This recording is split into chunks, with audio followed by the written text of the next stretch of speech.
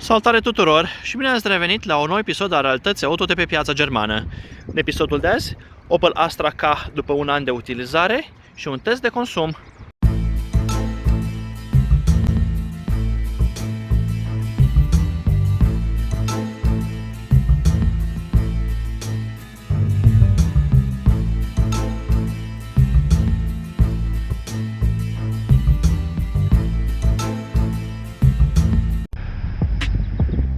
Anul trecut, prin februarie, dacă nu mă înșel, am achiziționat acest Opel Astra K. Și m-am gândit să vă fac acum, în aprilie 2022, să vă fac o scurtă prezentare a acestei mașini, să vedem dacă merită achiziția unui astfel de model. Vom discuta pe scurt motivele pentru care am făcut achiziția, vom vorbi mai departe despre aspect, ne vom uita cât de practică este mașina și vom discuta și despre motorizare. Așa că haideți să vedem dacă merită achiziția unui astfel de model. Și să începem cu motivele pentru care am făcut această achiziție. Nu am căutat neapărat un Opel Astra K, ci o mașină care să înlocuiască vechiul Opel Corsa D, o mașină destul de veche, din 2007 dacă nu mă înșel, care consuma destul de mult ulei la momentul respectiv și care cerea să fie înlocuită. Noua mașină trebuia să respecte următoarele cerințe: să fie din clasa compactă, să aibă o motorizare, am spus eu, între 125 și 140-145 de cai putere, adică să nu fie nici slabă, dar nici foarte puternică, și să coste pe 3 sau 4 ani, să coste circa 5-6 mii de euro. Mașina a fost achiziționată pentru a fi folosită primul rând de către soție, dar mai ales pentru a fi folosită în oraș, pe distanțe scurte sau la cumpărături. Pe distanțe lungi mai există în familie încă un combi, o mașină mult mai mare, mai confortabilă și complet nepotrivită pentru un astfel de scenariu de utilizare. Vă voi prezenta și combiul la momentul potrivit aici pe canal. Și spre norocul meu am reușit să găsesc o astfel de mașină care să îndeplinească toate aceste condiții și s-a nimerit să fie un Opel Astra K. Această mașină este achiziționată în leasing pe 3 ani, cu un rulaj anual inclus de 15.000 de kilometri. Mașina costă lunar circa 140 de euro pe lună, ceva de genul, adică pe 3 ani circa 5.000 de euro. Nu am avut de plătit niciun avans, deci pur și simplu plătesc doar acest leasing și nimic altceva. Motorizarea acestei mașini este motor de 1,2 litri, în 3 cilindri, jumătate de V6, cum îmi place mie să-i spun, de 130 de cai putere. Să discutăm un pic și despre aspectul acestei mașini. Țin să vă anunț că toate părerile exprimate în legătură cu acest subiect sunt pur personale și subiective. Mai de mult eu am deținut un Opel Astra J GTC, adică un model în 3 uși, model care, alături de Opel Astra J OPC, eu îl consider a fiind, dacă nu, cel mai frumos hatchback produs în Europa. Este o mașină care îmi place foarte, foarte mult. De asemenea și modelul anterior, Opel Astra J obișnuit, eu îl consider a fiind foarte, foarte simpatic. Însă Opel Astra K, din păcate, eu îl consider a fiind un model foarte, foarte banal de această dată. Este o mașină care nu transmite absolut nimic. Are niște linii foarte banale care nu transmit absolut nimic. Este genul de mașină după care nu întorci capul după ce ai parcat-o. Îmi pare rău să o spun, dar asta este părerea mea referitoare la acest model.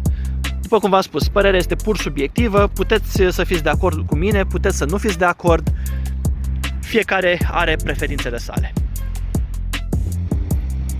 Să vedem acum cât de practică este această mașină. Și vom începe cu dotările. Această mașină este surprinzător de bine dotată, sau mai bine zis, are exact dotările de care cineva are nevoie, nimic în plus, nimic în minus. La exterior vedem în primul rând faruri cu LED, cu reflector, senzor de parcare în față, mai avem senzor de ploaie și lumină și mă bucur faptul că nu am asistent la păstrarea benzii.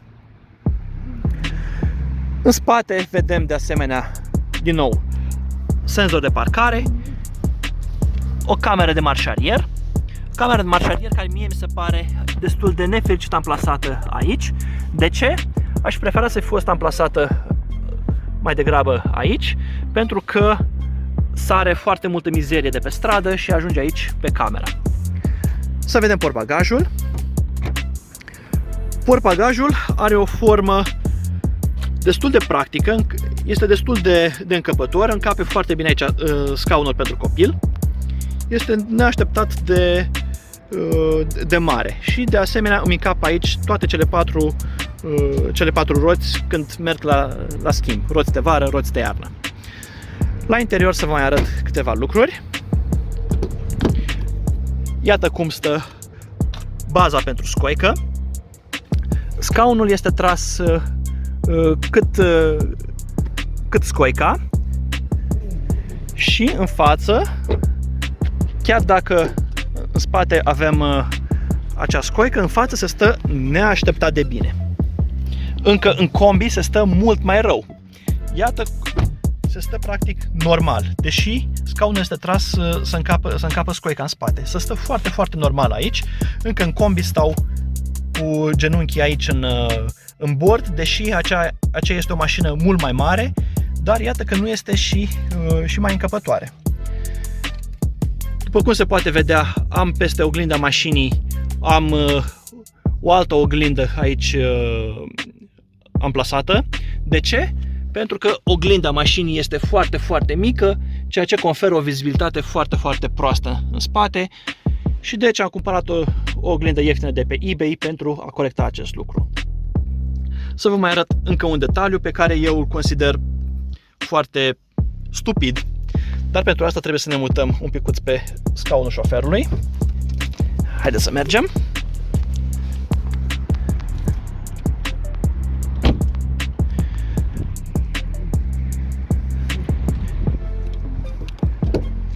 Încă un lucru foarte important, mă bucur că această mașină vine cu frână de mână clasică. Deci te poți descurca foarte, foarte bine și fără hill assist sau asistent la plecarea din pantă. Să revenim la aspectul de care vă spuneam mai devreme. La Opel Astra J, aici se află un spațiu de depozitare. La Opel Astra K, spațiul acesta de depozitare este foarte, foarte mic. De ce? Pentru că un deștept de inginer de la Opel s-a gândit să pună aici panou de siguranțe, în loc să-l fie amplasat unde se amplasează de obicei panourile de siguranță, și anume aici. Există și aici un spațiu de depozitare, însă este foarte nepractic. Aș fi preferat ca aici să fie existat spațiu de depozitare. Sistemul radio, sistemul multimedia este cu touchscreen, funcționează destul de bine și mă bucur că am controlul climei încă cu butoane fizice. Există și cotieră care se poate trage așa, iar spațiul de depozitare din cotieră este destul de mic. Iată ne ajungi și la capitolul motorizare. Pentru aceasta ne vom uita în bord. Vedem 9895 km parcurși de când am luat mașina, deși am la dispoziție 15.000 de km pe an. Să punem contactul și să vedem consumul. De când am alimentat, am un consum de 5,8 litri la 100 de km făcuți pe ultimii 154 de km sau prin oraș, ultimul timp, pe ultimii 101 km, consum de 6,4 litri la 100, un consum foarte, foarte bun. Practic, un diesel nici nu se mai justifică în această situație. Mai departe, vom face un test de consum și pentru aceasta vom merge un traseu de circa 80-90 de km, vom merge pe drum național și ne vom întoarce pe autostradă. Vom pune filmarea pe repede înainte sau timelapse și vă voi mai spune câteva lucruri din timpul deplasării. Haideți să pornim mașina și să resetăm calculatorul de bord. Pornit. Să resetăm consumul. O dată, a doua oară și plecăm la drum. Iar la final vom reveni cu niște concluzii. Haideți să vedem. Și Am pornit motorul de 1,2 litri, 130 de cai putere în 3 cilindri. Motorul mie nu-mi place în mod deosebit, bârie și bârie destul de urât, parcă ar fi un diesel. La temperaturi scăzute se simte chiar destul de neplăcut, însă este foarte în regulă, nu se simte ca și cum ar fi submotorizat. Trage în regulă, merge decent. Ce am mai observat? Că acestui motor nu prea îi place turația, nu îi place să fie turat destul de mult, preferă un stil de condus destul de bătrânesc. Cred că ați observat că această mașină vine cu o cutie de viteză manuală. Este vorba de o cutie de viteze în 6 rapoarte, care, părerea mea, este un pic ciudat etajată.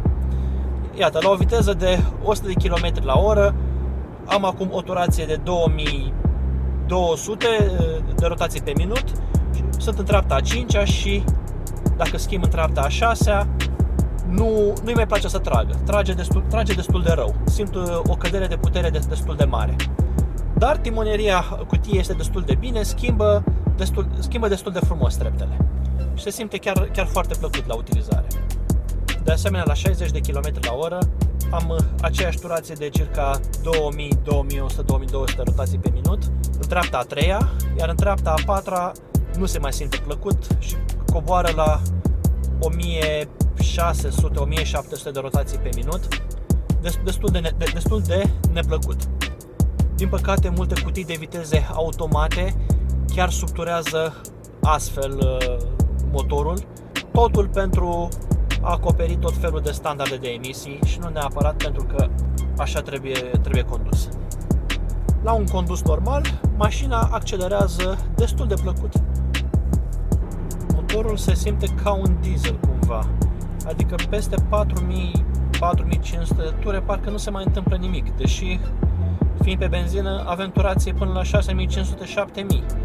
dar dincolo de 5000 oricum nu se întâmplă absolut nimic în afară de gălăgie, ceea ce e foarte ciudat pentru un motor pe benzină, sau nu sunt eu obișnuit cu așa ceva. Practic se confirmă că mai degrabă caracterul acestui motor este de a fi unul liniștit, de a fi condus totuși bătrânește, nu de a fi condus într-un mod sportiv. Este un motor gândit pentru economie, nu pentru valențele sale sportive. M-a surprins faptul că vine cu un ulei destul de normal, și anume 5V30 parcă. Nu cu uleiuri subțiri, ci cu uleiuri de tip 5W.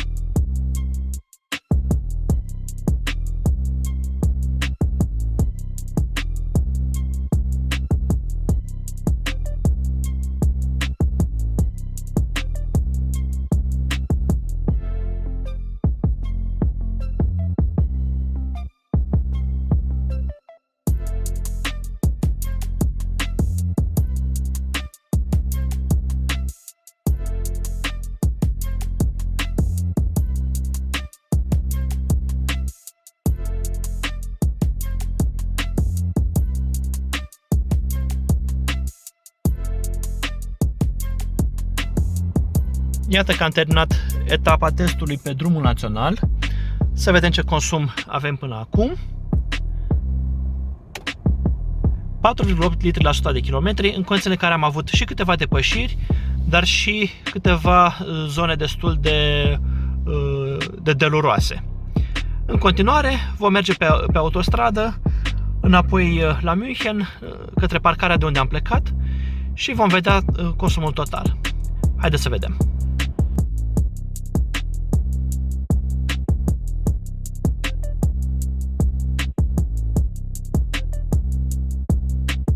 Pe autostradă nu-i place să stea peste 130 km la oră. Sunt acum în treapta a 6, am 130 km la oră și 2500 de rotații pe minut, dar mențin destul de greu această viteză, mă lupt cu ea. Nu-i place să stea la astfel de viteze, nu-i făcută pentru autostradă. De alte viteze mai mari, de peste 130, nici nu se pune problema. În acest moment, spre exemplu, nu avem limită de viteză pe autostradă, dar să merg cu chiar și 160 km la oră ar fi foarte chinuit pentru ea, ceea ce nu este cazul pentru multe alte mașini în 4 cilindri. Aceasta, în schimb, se simte chinuită. Aș putea să fac o comparație directă cu Honda Civic, pe care am cumpărat-o pentru tatăl soției. Honda Civic-ul, deja pot spune, legendarul motor de 1,8 litri, 140 de cai, cu VTEC, mașină care dorea să fie accelerată și care, dacă nu eram atent, una-două, eram pe la viteza de 180 km la oră, fără să-mi dau seama în ce era viteza asta și te distrai cu ea cumva la viteză. Vroia să fie accelerată. Asta nu vrea. Dar are consum foarte, foarte bun. O simt că îi place să stea cumva la viteza de 120 km la oră în bord. Peste nu-i mai place. Peste această viteză ajungi să te lupți un pic cu accelerația, ceea ce poate fi neplăcut în multe situații. Pe autostradă se conduce destul de plăcut, este stabilă, iar vitezele ridicate nu te fac să te simți ca și cum ai fi în pericol într-o astfel de mașină la astfel de viteze de autostradă. Se simte neutru, se simte în regulă. Și am terminat și testul de consum pe autostradă. Haideți să-l vedem. Consumul total pe ultimii 92 de kilometri a fost de 4,7 litri la 100 de kilometri, iar pe autostradă, pe ultimii 30 de kilometri, 4,3 litri la 100 de kilometri. Practic, un consum cel puțin la fel de bun ca un diesel. Haideți să tragem și niște concluzii. Așadar, merită un astfel de Opel Astra K în 3 cilindri, un astfel de model. M-am gândit foarte mult la concluzie, la ce să vă spun acum pe finalul acestui clip și iată care este părerea mea. Chiar fac această filmare la o săptămână după ce am făcut testul de consum, atât de mult m-am gândit ce să vă spun acum pe final. Să facem un rezumat al aspectelor negative și pozitive ale acestei mașini. Aspectele negative. Aspecte negative aș putea numi, în primul rând, motorul. Motorul în 3 cilindri se simte neplăcut, se simte foarte aspru. Ca și cum ar roade la pietre, ca și cum ar roade ceva, nu știu cum să vă spun. Nu se simte rafinat, nu se simte finuț, sunt foarte multe vibrații, se simte efectiv ca un diesel. Ori de la o mașină pe benzină ne așteptăm ca să toarcă altfel, să fie mai rafinată. Nu este cazul cu motorizarea de pe această mașină. Nu știu cum sunt motoarele în 3 cilindri de pe alte mașini, însă cel puțin aceasta așa se simte, foarte, foarte neplăcut. Nu este o mașină sau nu este o motorizare care să mă facă să mă bucur de ea. Un alt aspect negativ, tot legat de motorizare, ar fi ce se întâmplă mai departe în plaja de turație înaltă pe autostradă. Este o mașină care nu se simte tocmai confortabil la vitezele înalte de autostradă. Probabil că nici cutia de viteze sau etajarea cutiei de viteze nu ajută prea mult, simțindu-se destul de ciudățel. Al doilea aspect negativ pe care l-aș menționa este cutia de viteze.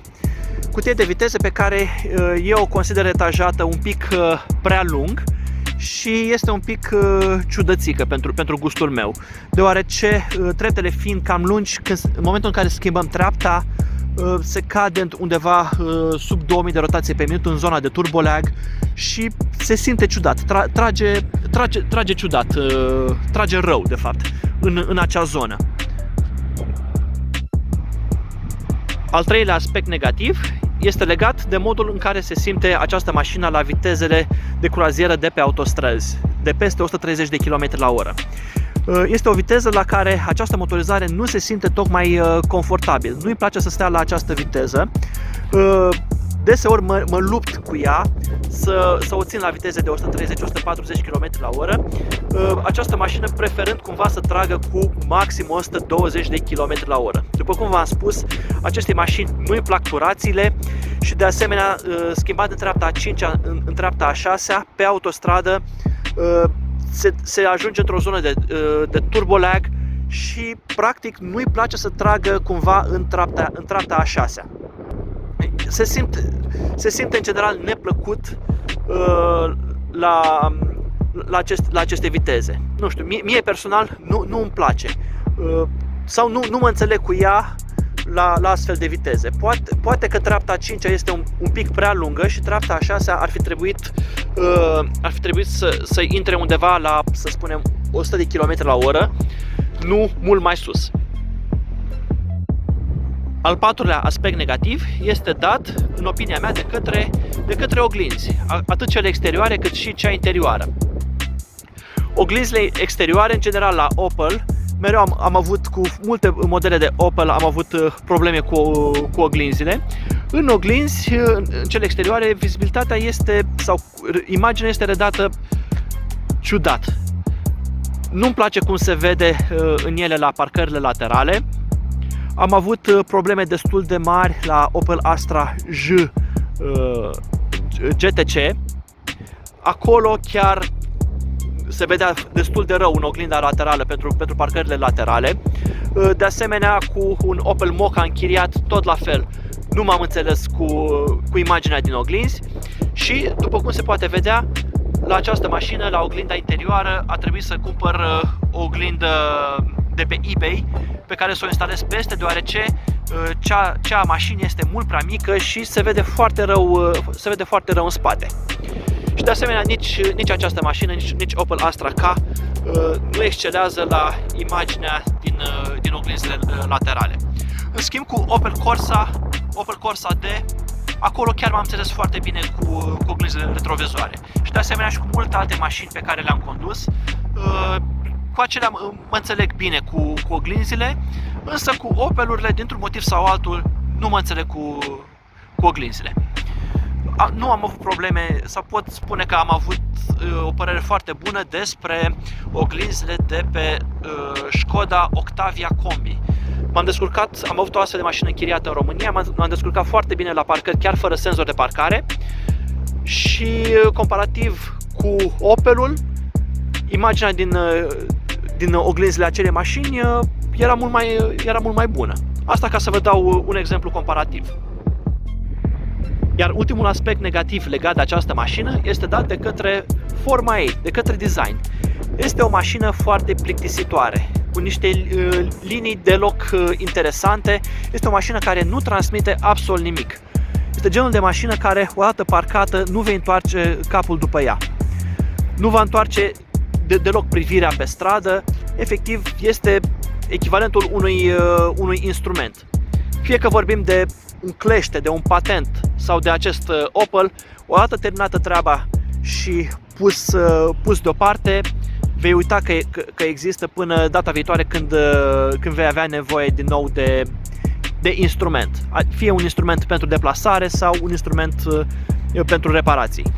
Din contră, modelul anterior pe care l-am înlocuit, Opel Astra J, mai ales modelele GTC și OPC, eu le consider a fi foarte spectaculoase, mașini care și acum întorc privirile pe stradă, ceea ce nu este cazul, din păcate, cu Opel Astra K. Poate sunt printre dumneavoastră mulți care găsesc drăguță această mașină, însă eu din punctul meu de vedere, pur subiectiv, eu nu o găsesc simpatică, ci foarte banală. Trăgând linie, principalele mele critici vis-a-vis de această mașină sunt mai mult la adresa a ceea ce se întâmplă în zona înaltă de turație. Dar să trecem în revistă și aspectele pozitive ale acestei mașini, deoarece are foarte multe aspecte pozitive. Primul aspect pozitiv legat de această mașină este dat de către motorizare. O motorizare, după cum am putut vedea, foarte, foarte economică, fie că vorbim de mers pe drum național, pe autostradă, dar mai ales în oraș. Această mașină ne arată că nu este neapărat nevoie de un motor diesel pentru a se obține consumuri foarte bune.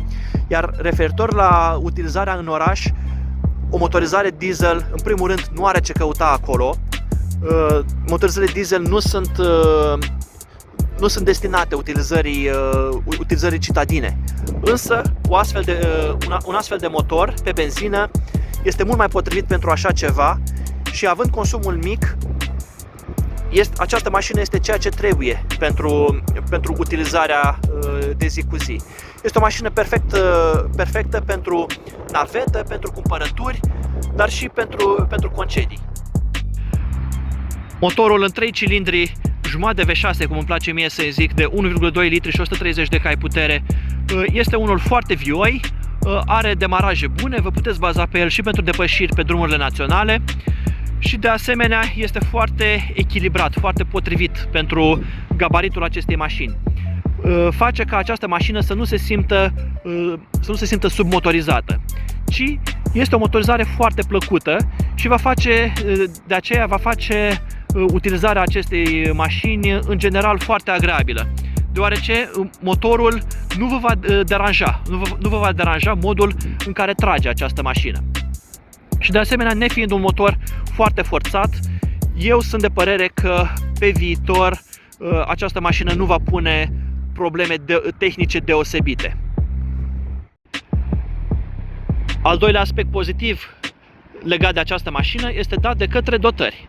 Am văzut că această mașină vine cu faruri cu LED, care văd foarte bine, cu senzor de parcare atât în față cât și în spate, cu cameră de marșarier, avem încălzire în scaune, încălzire în volan, mai avem radio cu touchscreen și cu Android Auto, de asemenea avem butoane fizice pentru controlul climei, mai avem senzor de ploaie și de lumină, adică avem un pachet de dotări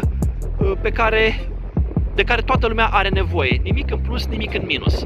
Este exact ceea ce fiecare dintre noi are nevoie și se așteaptă să găsească la bordul unei mașini.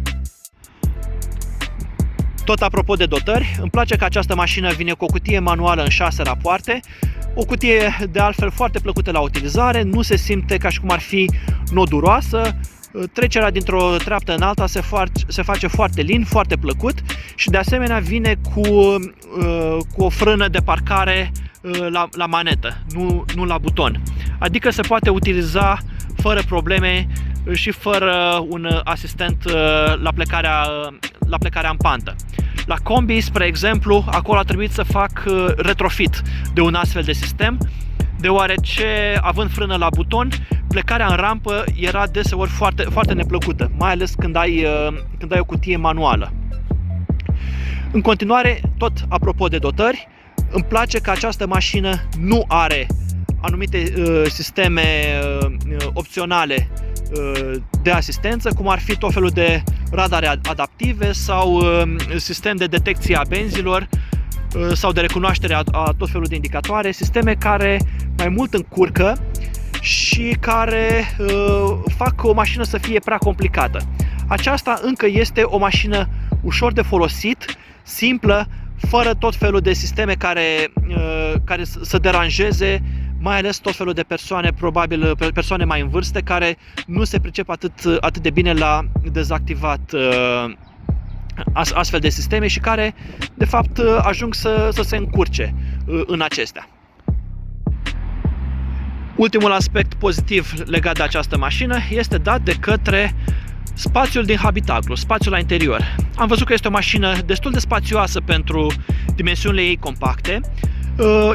Se stă foarte bine în ea, scaunele sunt comode, au o susținere laterală foarte bună. Am văzut că, deși scaunul pasagerului este tras în față, astfel încât în spate să încapă o scoică de bebe, în continuare se poate sta la fel de normal pe acest scaun, neajungând cu genunchii până în bord. În combi, după cum v-am spus, acolo stau chiar mult mai rău. De asemenea, și portbagajul este foarte încăpător. Trăgând linie și făcut bilanțul aspectelor pozitive și negative, eu sunt de părere că cele pozitive cântăresc mult mai mult în alegerea acestei mașini, deși vine cu o motorizare destul de hulită de către toată lumea, adică în 3 cilindri. Practic, această mașină încă este o mașină, ca să spun așa, cum se făcea pe vremuri. Este încă o mașină normală, simplă, ușor de utilizat. Aceasta a fost prezentarea acestui Opel Astra K. Sper că v-a plăcut. Dacă și voi sunteți posesori de Opel Astra K, vă aștept mai jos în secțiunea de comentarii cu părerile și impresiile personale despre mașina deținută. Până data viitoare, vă mulțumesc pentru atenție. Nu uitați să vă abonați la acest canal și pa, pa!